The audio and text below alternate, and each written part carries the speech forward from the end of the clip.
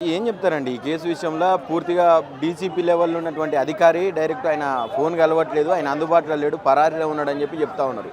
ఎట్లా చూడొచ్చు అసలు? నిజంగానే ప్రభుత్వం పట్టుకునే ప్రయత్నం చేస్తుంది అనుకోవచ్చా?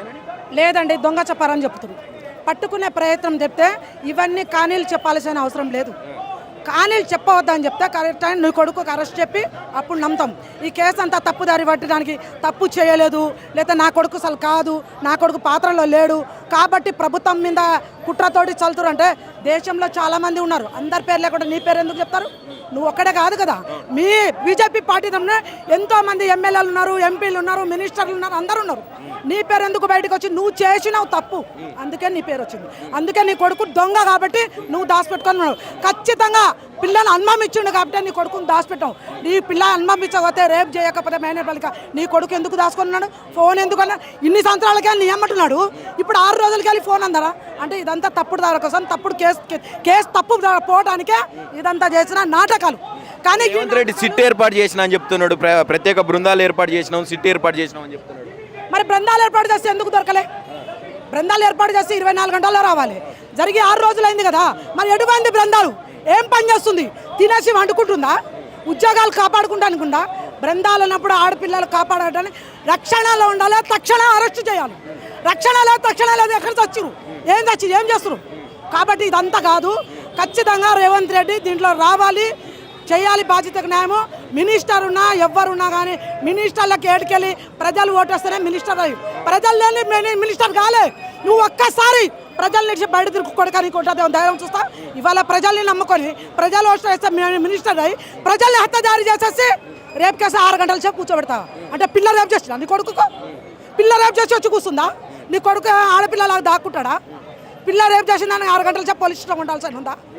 సిగ్గుశరం ఉందా చెప్పడానికి? ఒక మినిస్టర్ సిగ్గు అనిపిస్తలే అన్నమాట. కేసు తప్పుదాని చాలా మంది పార్టీ తెలుగు టీఆర్ఎస్ ఉంది, బీజేపీలో ఉంది, కాంగ్రెస్ ఉంది, వాళ్ళకందరికీ లేనిది నీకొకరికి ఎందుకు చెప్పి? నీ కొడుకు తప్పు చేసి కాబట్టి చెప్పి. కాబట్టి ఇదంతా కానీలు చెప్ప పిట్టల కథ చిలక కథలు చెప్పినాడు. ఆ చిలక కథలు ఎవరికి చెప్పాలో వాళ్ళకి చెప్పాలి, కానీ ఈ చిలక కథలు చెప్పకుండా నీ కొడుకు దొరికేదా? నీ కొడుకు తప్పు చేయాలా? నువ్వు కూర్చొని బాధ్యత న్యాయం చేయి. నీకు రావాల్సిన హక్కు లేదా? నీకు కూర్చోలే, ఫస్ట్ నీ పోస్టుకి రాజీనామా చేయి, దాని తర్వాత వచ్చి పోలీస్ స్టేషన్లో కూర్చో. అప్పుడు నీ కొడుకు తప్పు చేసిందా లేదా పోలీసు వాళ్ళు నేర్పిస్తారు, డాక్టర్లు నేర్పిస్తారు. నువ్వుగా సర్టిఫికేట్ ఇవ్వాల్సింది డాక్టర్లు ఇస్తారు. నీ కొడుకు అలా అయిందా, పిల్లకి రేపు వేరే వాళ్ళు అయిందా అనే విచారం డాక్టర్ ఇస్తారు సర్టిఫికేట్. నువ్వు ఇవ్వాల్సింది. నువ్వు నీళ్ళతోటి ఒట్టు తినడం, మట్టితోటి ఒట్టు, నీ ఒట్టు గట్టు పక్క పెట్టి నువ్వు నమ్ముకున్న జెండానే నువ్వు నమ్ముకున్న అదేంది ఈనాదులు ఇస్తూ ఉంటావు కదా, దానికోసం ఆ న్యాయం చేయి. న్యాయం చేసినప్పుడు అదే ఉన్నారో ప్రజలు నీకు దండం పెడతారు, లేకపోతే అదే చెప్పులు మెడేసి దండేసి ఊరంతా బట్టలు ఇప్పి కొడతారు. ఇప్పుడు మీరేమో ఆయన తీసుకుపోయి కొడుకు దొరకకుంటే నువ్వు జైల్లో కూర్చోమని చెప్తున్నావు. మన బండి సంజయ్ని బీజేపీ అధ్యక్షుడేమో కొడుకు తప్పు చేస్తే తండ్రికి ఏం సంబంధం అని చెప్పి ఆయన మాట్లాడుతున్నారు. రామచంద్రరావు మరి మోదీ తప్పు చేస్తే పార్టీకి ఏం సంబంధం ఉండదండి? మోదీ సీఎంగా కూర్చున్నప్పుడు తప్పు చేస్తే కాదా పార్టీకు? మరి ఇంటికి ఒక కుటుంబం బాధ్యత, తండ్రి ఉన్నప్పుడు తండ్రి లేకపోతే వేరేవాడు చూపిస్తా అంటే నీ కొడుకు నువ్వు తండ్రి కాదని ఒప్పుకో, వేరేవాడిని తీసుకొచ్చి కూర్చోబెడతాం. కన్న తండ్రి ఉన్నప్పుడు ఖచ్చితంగా బాధ్యత. ఇంట్లో ఎవరు తప్పు చేసినా ఇంటి వాళ్ళకే తప్పు వస్తుంది. తల్లి తండ్రికే ఫస్ట్ పేరు వచ్చేది. తల్లి తండ్రికి కాదని సర్టిఫికేట్ ఇచ్చేసే అప్పుడు వాడిని పోలీసు వాళ్ళు ఎత్తుకు తీసుకొస్తారు. నువ్వు ముందలు ఉన్నావు కాబట్టి, నువ్వు దాచిపెట్టుకుని ఉన్నావు కాబట్టి నువ్వు బయటికి రాణిస్తలేవు. నీకు తప్పు లేనప్పుడు నువ్వు సత్యకొచ్చి నిలబడచ్చు, ధైర్యంగా నిలవచ్చు. ఎందుకు నిలబడతలేవు? తప్పు చేసినా ఒకటి అంత తప్పుడు కొట్టుకోవడానికి టైం వేస్ట్ చేయొద్దు. ఇంకా పుకారేసుగా ఇంకా పార్టీ ఇజ్జత్ పోగొట్టుకోకు. ఇప్పటికి పోగొట్టుకుని మస్తు అయింది, ఇంకా ఇజ్జత్ పోగొట్టుకున్నావు అనుకో. ఇప్పుడు ఇంకా ఎక్కువ పెద్ద ఎత్తున బహిరంగ సభలు అయితే పెద్ద ఎత్తున పోరాటం అవుతుంది, పెద్ద ఎత్తున రైలు ధర్నాలు అవుతుంది, అసెంబ్లీ ముట్టడి అవుతుంది, సీఎం ఇంటి ముట్టడి కూడా అవుతుంది. రేవంత్ రెడ్డి ఏమంటున్నాడు? ఎవరో చెప్పినట్టుగా ఇన్వెస్టిగేషన్లు కావు, వాళ్ళు చెప్పినంత మాత్రాన చేసే పని లేదు, వాళ్ళు ఎట్లా చెప్తే అట్లా చేయాల్సిన అవసరం లేదు, చట్టం తన పని తను చేసుకపోతుంది, మాకు తెలిసి ఎట్లా చేయాలని చెప్పి మాట్లాడుతున్నాడు. మరి ఏం చేస్తుంది చట్టం? 6 రోజులకి వెళ్ళి ఏడా కూర్చుంది, మరి ఏడా చేపిస్తున్నావు? నువ్వు కూర్చున్నా, బీజేపీ వాళ్ళు కూర్చురా. మరి నువ్వు ప్రభుత్వంలో ఉన్నావు కదా, మరి నీ చట్టాలు ఏం బృందా చేసినావు? ఎంతవరకు ఇంకొక ఇచ్చినావు? ఎంతవరకు ఎక్స్పెన్స్ చేసినావు? ఎంతవరకు ఆ పిల్లకి న్యాయం చేసినావు? ఎందుకు చేయాలి 6 రోజులకి వెళ్ళి? మరి 6 రోజులకు కళ్ళు కనిపిస్తలేదా? మరి ఇప్పుడు ప్రచారం 24 గంటల్లో మాకు చెప్పి నమ్ముతాం. మరి ఎటువంటి బృందాలు ప్రత్యేకంగా బృందాలు పెట్టిన వాళ్ళు ఏం చేస్తారు? మరి ఎందుకు ఎన్కేషన్ చేస్తలేదు? చేసి ఆ పాపకు న్యాయం చేయాల్సి ఉంటుంది బాధ్యతలకు. నమ్మకం ఉందా నిజంగానే తీసుకొచ్చి అరెస్ట్ చేసి పట్టుకొచ్చి కూర్చోబెట్టారు, రేప్ చేసిరు? న్యాయం కావాలనే బాధ్యతరాలు పోలీస్ స్టేషన్లో కూర్చొని ఉన్నది. న్యాయం ఎవరైనా కావాలని ఆడపిల్లలు ఎవరు రోడ్ ఎక్కరండి. రేప్ అయిందని ఏ ఆడపిల్లలు రానరు.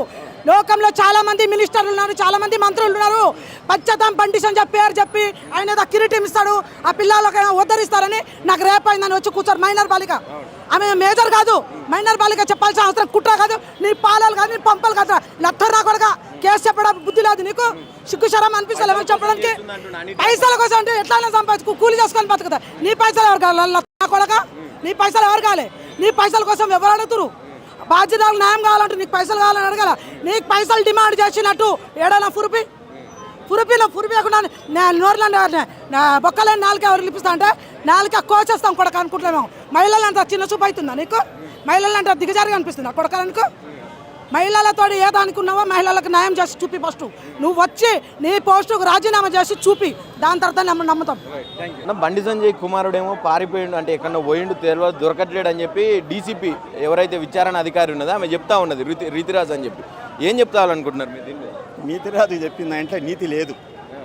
నా పేరు చంద్రమోహన్ గౌడ్, హైదరాబాద్ జిల్లా భారత కమ్యూనిస్ట్ పార్టీ ఎగ్జిక్యూటివ్ మెంబర్గా. నేరం చేస్తే ఏ పొక్కలో దాచుకున్నా నేరస్తులను పట్టుకొచ్చి 24 గంటలల్లా నేరస్తులను పట్టుకొచ్చే చరిత్ర తెలంగాణ పోలీసులకు ఉంది. భారతదేశంలోనే నెంబర్ 1 పోలీసులు తెలంగాణ పోలీసులు. ఏ పొక్కల దాచినా ఛేదిస్తారు. అయితే అసలు ఈ నీతిరాజును అనేది నిన్న రాత్రి నియమించిండ్రు.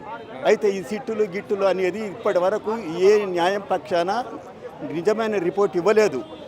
ఎంత సోషల్ మీడియాలో కోడై కూర్చున్నట్టు దేశ సహాయ హోమ్ మినిస్టర్ అనేటువంటి బండి సంజయ్ కుమారుడు విద్యార్థి దశలోనే కళాశాలలలో అమ్మాయిలతో ఆడుకుంటూ సోషల్ మీడియాలో కోడై కూస్తున్నటువంటి ఉదంతాన్ని కప్పితే దాకోదు.